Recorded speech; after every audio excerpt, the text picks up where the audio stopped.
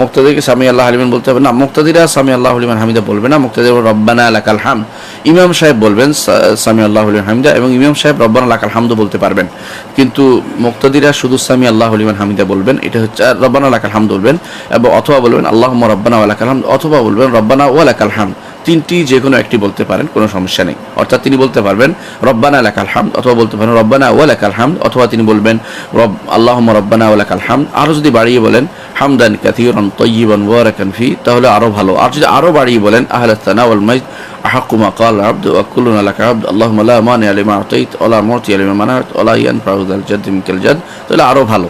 তাহলে আপনি চিন্তা করবেন নিজে নিজে একা একই পড়লে পুরোটা পড়তে চেষ্টা করবেন, যাতে করে তাহদিলে আরকান হয়। অনেকে আমাদের যেভাবে উঠিয়ে আবার সিজদায় চলে যায়, সেটা থেকে বাঁচার জন্য যদি কোনো এই আজকারগুলো ঠিকমতো আদায় করা হয়, সহি আজকার এগুলো, তাহলে কিন্তু আমাদের সালাতটা সুন্দর হবে এবং রাসূলুল্লাহ সাল্লাল্লাহু আলাইহি ওয়াসাল্লামের সালাতের মতো হবে। রাসূল যেভাবে বলেছেন সল্লু কামা রাআইতুমুনি উসাল্লি, আমাকে যেভাবে সালাত আদায় করতে সেভাবে সালাত আদায় করো। প্রশ্ন করেছেন লিয়াকত হুসাইন গত বছর যাকাত দিয়েছে, সেই টাকা এই বছর আছে, এখন কি আবার যাকাত দিতে হবে? জি রিয়াজ হোসেন, প্রতি বছরেই যাকাত দিতে হবে, প্রতি বছরে। অর্থাৎ যখনই গত বছর যাকাত দিয়েছেন, গত বছর নেশাব পরিমাণ ছিল, এই বছর যদি কোনো নেশাব পরিমাণ না হয় যাকাত দিতে হবে না, নেশাব পরিমাণ হলেই যাকাত দিতে হবে। এখন নেশাব কীভাবে ধরবেন? আপনি 52.5 তোলা রৌপ্য অথবা এটাকে বলা হয় 7.5 ভরি স্বর্ণ, যেটাকে এখন গ্রাম হিসাবে বলা হয়, স্বর্ণের জন্য 85 গ্রাম আর রৌপ্যের জন্য 595 গ্রাম রৌপ্য, এর বাজার মূল্য যত হয় এত টাকা যদি আপনার থাকে, তাহলে আপনাকে যে কোনো একটা, আপনি রৌপ্য ধরেন বা স্বর্ণ ধরেন, গরিব দেশ হিসাবে রৌপ্য ধরবেন আর ধনী দেশ হিসাবে স্বর্ণ ধরবে, এটা আমরা বলে থাকি। তো আমাদের দেশ মানুষ এখনও গরিব রয়ে গেছে, এই জন্য আপনি রৌপ্যের ধরবেন। এবং যদি কোনো আপনার কাছে স্থিত টাকাগুলো যদি কোনো এই রৌপ্যে 595 গ্রাম রৌপ্য কেনার মতো টাকা হয়, তাহলে আপনি সেটার যাকাত দিবেন। কতটুকু দিবেন? শতকরা 2.5 টাকা করে দিবেন, শতকরা 2.5 টাকা করে দিবেন। অর্থাৎ যেটাকে বলা হয় যে শতকরা 2.5 টাকা, অর্থাৎ 2.5% যাকাত দিবেন। প্রশ্ন করেছেন রাফিয়া খাতুন সাল্লাল্লাহু হবে নাকি নির্দিষ্ট সময়? জি রাফিয়া খাতুন, যে এই দোয়াটি যে কোনো সময় পড়লে হবে, কোনো সমস্যা নেই, সারাদিনে যে কোনো সময়, তবে সারাদিন লাগিয়ে নয়। আপনি সেটা সারাদিন লাগিয়ে পড়লে মাঝখানে ফাঁক হয়ে গেলে, অন্য বিচ্ছেদ হয়ে গেলে আপনি একসাথে পড়েন না একা। এই জন্য আপনি যখনই পড়েন, সকাল বিকাল যখনই সুযোগ পান, দুপুরে যখনই সুযোগ পান, আপনি এটা পড়ে নেবেন, এটার ফজিলতটা পেয়ে যাবেন। কিন্তু যদি কোনো মাঝখানে অন্যান্য কাজ করেন, অর্থ হচ্ছে আপনি এক নাগাড়ে পড়েননি এবং সেই ফজিলতটা পাবেন না। হার্টলেস প্রশ্ন করেছেন, গোসলের পর আবার ওযু করার প্রয়োজন আছে কি? হার্টলেস আপনাকে বলছি, গোসলের পর যদি আপনি প্রথমে গোসলের সুন্নতগুলো ঠিকমতো প্রতিপালন করে থাকেন, অর্থাৎ আপনি গোসলের সুন্নত হচ্ছে পূর্ণ ওযু করা, তাহলে আপনার গোসলের পর আবার ওযু করা লাগবে না। কারণ রাসূলুল্লাহ সাল্লাল্লাহু আলাইহি ওয়াসাল্লাম তার এটা ভিন্ন হাদিস দ্বারা প্রমাণিত হয়েছে যে তিনি আবার ওযু করেন নাই।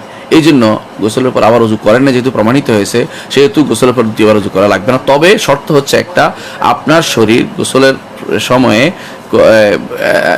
নিষিদ্ধ বা লজ্জাস্থানে ধরতে পারবে না, যেহেতু কোনো ইমামের নিকট সেটা ধরলে ওযু ভেঙে যায়। সেই জন্য তার এই ইখতিলাফ থেকে বের হওয়ার জন্য আমরা বলি যে সেটা যেন না ধরা হয়, সেটা চেষ্টা করবেন।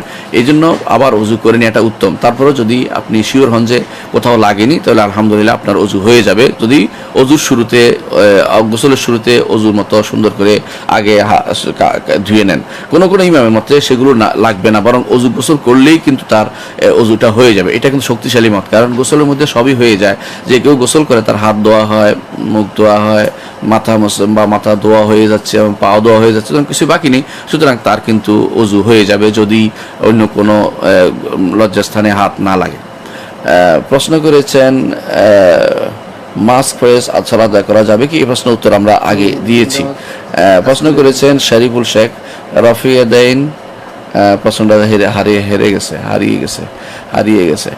জান্নাতুল ফেরদৌস প্রশ্ন করেছেন, আমার বাবার আয় হারাম হলে আমার করণীয় কি? আমি এইচএসসি ফার্স্ট ইয়ারে পড়ি। জান্নাতুল ফেরদৌস জান্নাত, আপনার বাবার আয় হারাম হলে আপনার কোনো করণীয় নেই। আপনি মেয়ে মানুষ, মেয়েদের কারো না কারো প্রতি তাদের শরীয়ত তাদেরকে দায়িত্ব দিয়েছে দেখাশোনা করার জন্য। আপনি সেখানে আপনার খাবারটা খেতে পারবেন, আর যখন বিয়ে হয়ে যায় তখন বাবার থেকে কিছু নেবেন না। তো আপনার যেহেতু এইচএসসি ফার্স্ট ইয়ারে পড়েন, আপনার এখনও যদি বিয়ে হয়ে যায় তাহলে স্বামীর সংসারে চলে যাবেন, আর বাবার থেকে কিছু নেবেন না। আর এখন আপনি যতটুকু না খাইলেন অতটুকু খাওয়া দাওয়া, যতটুকু না নিলে অতটুকু নেবেন, এর বাইরে কিছু নেবেন না, বা তার থেকে তাকে জানাবেন, বারবার বলতে পারবেন, এতে কোনো সন্দেহ নেই। কিন্তু আপনি যতটুকু না হলেন অতটুকু খেতে পারবেন, নিতে পারবেন, কারণ মেয়েদের আলাদা কোনো নিজস্ব কোনো আলাদা স্বকীয়তা থাকার কোনো সুযোগ, স্বকীয়ভাবে থাকার সুযোগ নেই।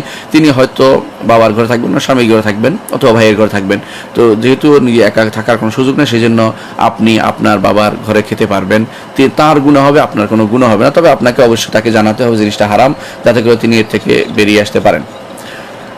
মুকিত আব্দুল প্রশ্ন করেছেন, দুরুদ ও জিকির আজকার পড়তে কি আউযুবিল্লাহ বিসমিল্লাহ লাগবে? মুকিত আব্দুল মুকিত, না, দুরুদ ও জিকির আজকার পড়তে আউযুবিল্লাহ বিসমিল্লাহ লাগবে না। আউযুবিল্লাহ পড়তে হয় কোরআনে কারীম তেলাওয়াতের সময়, আর বিসমিল্লাহ হচ্ছে প্রত্যেক সূরার শুরুতে। তাহলে এর বাইরে যে কোনো দুরুদ বা জিকির পড়তে কোনো আউযুবিল্লাহ বিসমিল্লাহ পড়া লাগবে না। সোহাগ রানা প্রশ্ন করেছেন, শেখ, কোনো ইমাম যদি আমাদের জাতির পিতাকে অস্বীকার করে তার পিছনে নামাজ পড়া জায়েজ কিনা? প্রশ্ন সম্ভবত এটাই হারিয়ে গেছে। শুনেন, ইব্রাহিম আলাইহিসসালাম মুসলিম জাতির পিতা, মিল্লাত আবিকুম ইব্রাহিম হুয়া সাম্মাকুমুল মুসলিমিন, তাকে যদি অস্বীকার করে তাহলে কোরআন অস্বীকার করা হয়। তাকে এটা বুঝিয়ে বলবেন, হ্যাঁ, যদি অতক্ষণ না বুঝে সেটা আলাদা কথা, তাকে বলবেন যে মুসলিম জাতির পিতা হচ্ছে ইব্রাহিম আলাইহিসসালাম। যদি তাকে অস্বীকার করে তাহলে অবশ্যই তিনি গুনার কাজ করেছেন, এবং যদি না বুঝে করে তাহলে কাফের হবে না। যদি জেনে শুনে তারপরে অস্বীকার করে তাহলে কাফের হয়ে যাবে, কারণ কোরআন আয়াতকে অস্বীকার করা হয়। যে 4 রাকাত ফরজ সালাতে প্রথম 2 রাকাতে সূরাও মিলাইতে হয়, শেষের 2 রাকাতে শুধু সূরা ফাতিহা পড়তে হয়। আর সুন্নত নামাজে 4 রাকাত যদি কেউ পড়ে 4 রাকাতে সূরা মিলাইতে হয়। কারণটা কি? প্রথমত জানা দরকার যে যখন সালাত ফরজ হয়েছিল তখন 2 রাকাত ফরজ হয়েছিল, পরে তা বাড়ানো হয়েছে বাকি 2 রাকাত। যেহেতু বাড়তি হিসাবে সেখানে রাসূলুল্লাহ সাল্লাল্লাহু আলাইহি ওয়াসাল্লাম অতিরিক্ত আর সূরা মিলাতেন না, সেই জন্য সেটাকে সেই হিসাবে রাখতে হবে। আর সুন্নাত নামাজের প্রত্যেক 2 রাকাতে আলাদা নামাজ একসাথে পড়ার সুযোগ আছে, এই জন্য সেখানে সুন্নত 4 রাকাত পড়া যায়, 2 রাকাত পড়া যায়, ভিন্ন ভিন্ন পড়া যায়।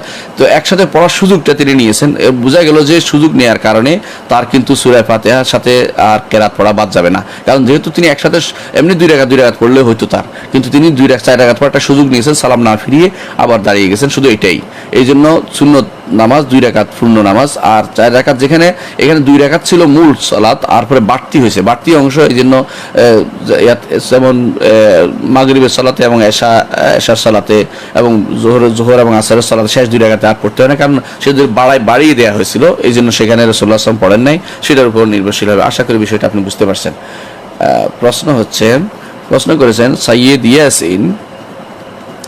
ইয়াকিন, শুধুমাত্র স্বর্ণের নেশাব ধরে যাকাত দিলে হবে?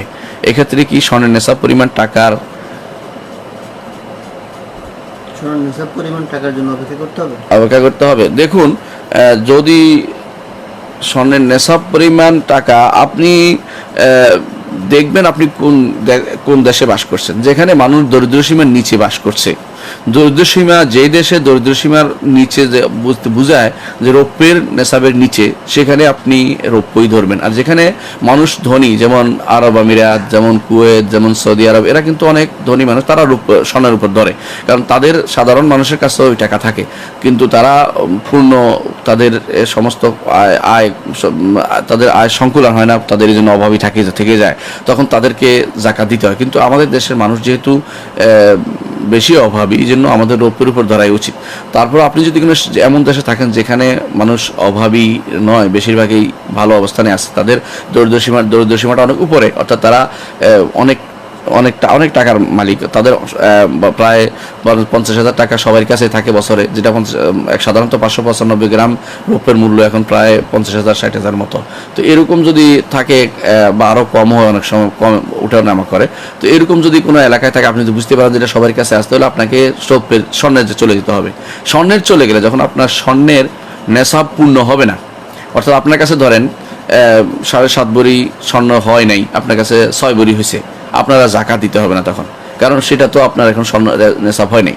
আর যখন আপনি 7.5 ভরি থেকে একটু কম থাকবে তখনও জাকাত দিতে হবে না। যখন 7.5 ভরি বা তার বেশি হবে তখন পুরোটা জাকাত দিতে হবে, তখন পুরোটা জাকাত দিতে হবে। এই জন্য যারা বুদ্ধিমান তারা বেশি স্বর্ণ জমা করে না, বরং তারা স্বর্ণ নেশাবের নিচেই রাখে।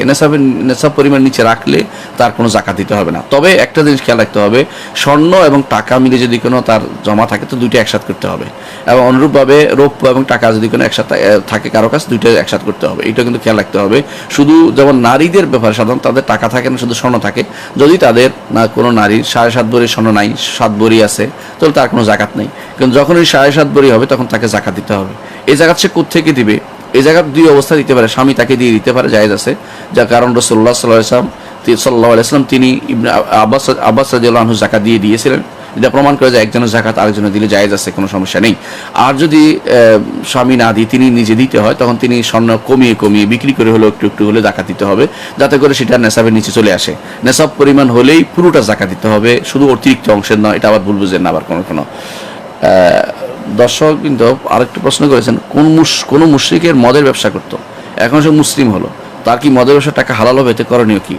সৌরভ হোসেন সৌরভ আগে যা গেছে সেটা নিয়ে, সে টাকা নিয়েই সে ইসলাম গ্রহণ করেছে। এর অর্থ হচ্ছে আফাল্লাহু আম্মা সালাফা, কেউ যদি মুসলিম হয় তার আগের টাকাগুলো ফেলে দিবে না, সেগুলোতে ব্যবহার করতে পারবে, সেগুলো কোনো সমস্যা হবে না, সেগুলোতে কোনো সমস্যা নেই।